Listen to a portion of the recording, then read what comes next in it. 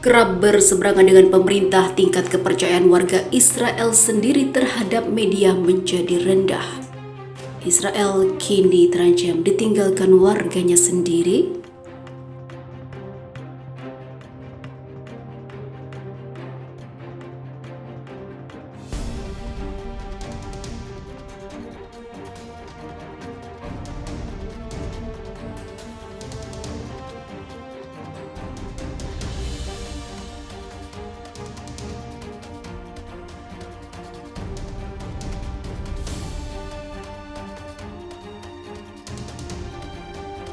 Tingkat kepercayaan warga Israel terhadap media massa terbilang rendah bila dibandingkan dengan negara-negara lain. Hal ini karena tidak sedikit media yang sangat berseberangan dengan pemerintah Israel, yang membuat kaum konservatif yang jumlahnya sangat besar di negara itu menjadi tidak nyaman. Pada tahun 2016 misalnya, sebuah jajak pendapat menemukan bahwa hanya 35% orang Israel yang mempercayai media massa dibandingkan dengan negara lain yang peringkat persetujuannya lebih dari 40%. Tahun lalu survei lain mengungkapkan bahwa jumlah mereka yang mempercayai media turun menjadi hanya 30%. Menurut Sagi Elbaz, seorang ahli yang telah meneliti media Israel selama beberapa dekade, mengatakan status outlet berita saat ini sebenarnya telah meningkat. Dulu kami bahkan pernah melakukan survei yang menunjukkan bahwa hanya 24% orang Israel yang mempercayai media. Jadi dalam beberapa tahun terakhir kami benar-benar melihat peningkatan cara publik memandang media, ucapnya seperti dilansir dari Sputnik. Alasan utama perubahan itu menurut Elbaz adalah pergeseran lanskap media yang telah terjadi dalam 3 dekade terakhir. Awalnya Israel menyerap informasi mereka dari saluran 1, saat ini 11 yang didanai oleh negara. Tetapi kemunculan TV kabel di tahun 90-an serta sejumlah saluran komersial menyebabkan penurunan peringkat jaringan. Saat ini Israel menawarkan sejumlah saluran berita termasuk saluran yang condong ke kanan dan mengungkapkan dukungan terbuka untuk Benjamin Netanyahu, yakni saluran 20. Ia juga memiliki banyak surat kabar dan situs web yang menampilkan berbagai pandangan politik. Ada kesalahpahaman bahwa media di Israel adalah sayap kiri dan terus-menerus mengecam kemapanan, tapi ini sama sekali tidak benar. Meskipun reporter arus utama mungkin condong ke kiri tengah ketika Anda menganalisis liputan mereka, terutama selama krisis, Anda lihat bahwa mereka selalu mengitari bendera, kata Elbaz. Begitulah kasus beberapa operasi Israel di Gaza, di mana media lokal mempertanyakan sikap pemerintah tentang mengapa misi tersebut diperlukan. Dan sepertinya halnya dengan serangan teror, di mana outlet berita berdiri bahu-membahu dengan IDF atau Israel Defense Force. Media tidak dimaksudkan untuk objektif. Mereka yang percaya pada objektivitas berbohong pada diri mereka sendiri, tapi jurnalisme harus seimbang dan harus meneliti pemerintah dan mengkritiknya karena politisi tahu betul untuk menggunakan ataupun mengagungkan diri mereka sendiri, ungkapnya. Netanyahu adalah salah satu politisi yang tahu bagaimana memanfaatkan media massa secara maksimal. Setiap terobosan diplomatik mendapat konferensi pers, tembakan vaksinasi, mendapat liputan langsung dan kunjungan asing kerap didampingi oleh rombongan jurnalis Israel. Media Israel mengambil setiap langkah dan setiap pernyataan Netanyahu dengan sebutan garam. Seiring mengecam dia karena kebijakan dalam dan luar negeri, memberikan banyak liputan tentang pertempuran hukumnya dan demonstrasi yang sedang berlangsung melawannya. Dari inilah alasannya, papar Elbaz, mengapa bagi banyak orang Israel yang memiliki pandangan konservatif, Netanyahu, media akan selalu tetap bias. Elbaz mengatakan bahwa ketidakpercayaan itu dapat diperbaiki jika wartawan tidak mau menyebutkan pandangan politik mereka saat disiarkan, atau jika media menjadi lebih seimbang, memberikan lebih banyak fakta dan informasi kepada audiens mereka. Tetapi di negara di mana mayoritas condong ke kanan dan di mana media arus utama melihat ke arah yang berlawanan, kemungkinan bahwa keduanya akan bertemu sangat kecil. Begitu pula kemungkinan kepercayaan publik terhadap outlet berita akan mencapai ketinggian baru, tugasnya. Di sisi lain, kebelet ingin diakui, Israel kerahkan buzzer buat merayu Timur Tengah. Israel dilaporkan telah membentuk sebuah tim kecil yang berbasis di Kementerian Luar Negeri. Misi mereka adalah menggunakan media sosial untuk meyakinkan orang-orang Arab untuk mengakui negara Yahudi itu.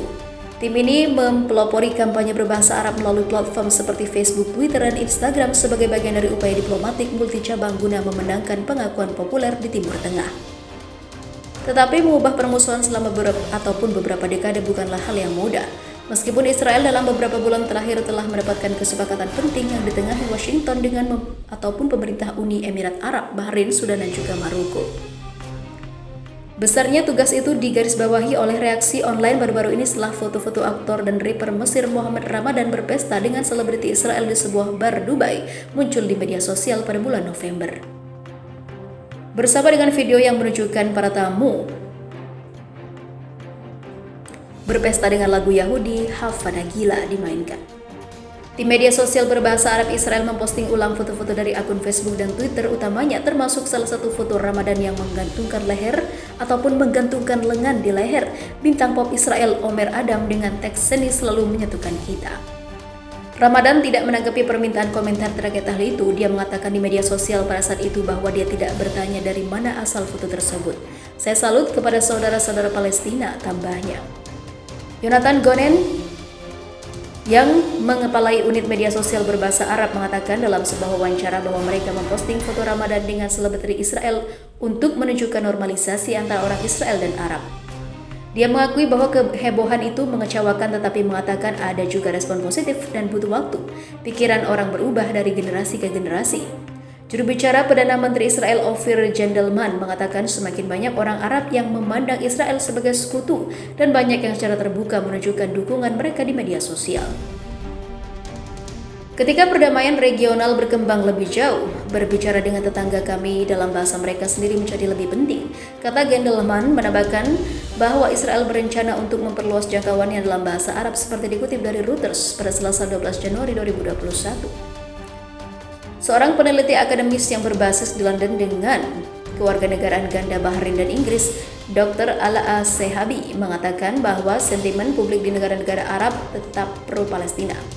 Tentang kampanye media sosial Israel, dia menambahkan tidak berhasil jika tidak mengubah opini populer. Israel ingin mendapatkan dukungan Arab yang lebih luas untuk kesepakatan baru daripada dengan perjanjian perdamaian formal yang ditandatangani dengan Mesir dan juga Yordania. Masing-masing pada 1979 dan 1994 perjanjian tersebut ditegakkan oleh para pemimpin negara, tetapi dianggap kurang antusias oleh banyak orang Mesir dan Yordania. Sebuah laporan bulan Oktober oleh Kementerian Urusan Strategis Israel menemukan bahwa selama Agustus dan September lebih dari 90% komentar media sosial Arab mengenai kesepakatan normalisasi adalah negatif. Israel harus bersiap untuk memulai kampanye online yang berlarut-larut untuk memenangkan hati dan pikiran demi menciptakan hubungan yang lebih kuat dengan Israel. Menurut ringkasan rinci dari laporan ataupun yang dibagikan kepada Reuters oleh kementerian itu.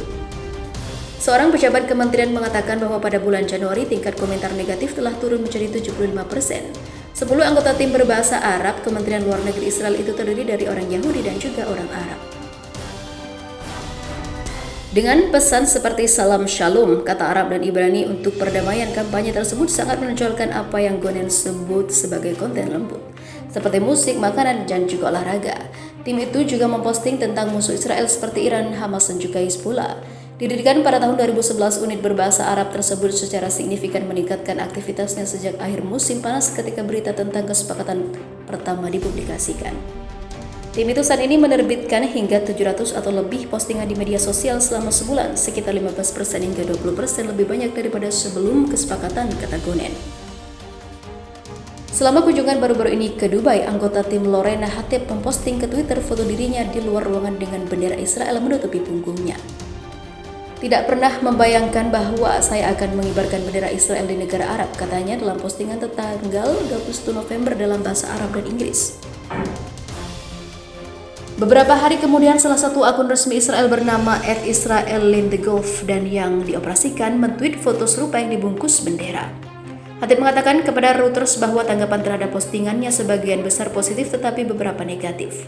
Gonen mengatakan tujuan dari tim itu adalah untuk menciptakan keterlibatan interaksi dan juga dialog dengan audiens Arab. Dia mengatakan timnya menjangkau 100 juta orang setiap bulan melalui akun media sosial, 2 kali lipat dari tahun lalu. Akun Twitter utamanya yang menggunakan pegangan @israel_arabic dan memposting foto Ramadan memiliki lebih dari 425.000 pengikut. Namun negara Yahudi itu masih menghadapi penolakan yang meluas terhadap upaya rekonsiliasi di seluruh wilayah yang menampung lebih dari 400 juta penutur bahasa Arab. Michael Robbins dari Arabarometer, jaringan penelitian non-partisan yang mempelajari sikap di seluruh dunia Arab, mengatakan survei pasca normalisasi oleh kelompoknya di Maroko, Aljazair, Tunisia, Libya, Yordania, dan juga Lebanon menunjukkan bahwa upaya Israel dan juga sekutu regionalnya memiliki sedikit pengaruh pada pandangan warga biasa. Dia mengatakan mereka kekurangan data dari negara-negara Teluk yang tidak mengizinkan mereka untuk mengajukan pertanyaan yang menyebut nama Israel. Tetapi sikap di negara-negara tempat mereka melakukan survei telah sedikit berubah dari tahun-tahun sebelumnya. Secara keseluruhan, hasil ini menunjukkan bahwa Israel untuk memenangkan hati dan pikiran sudah gagal.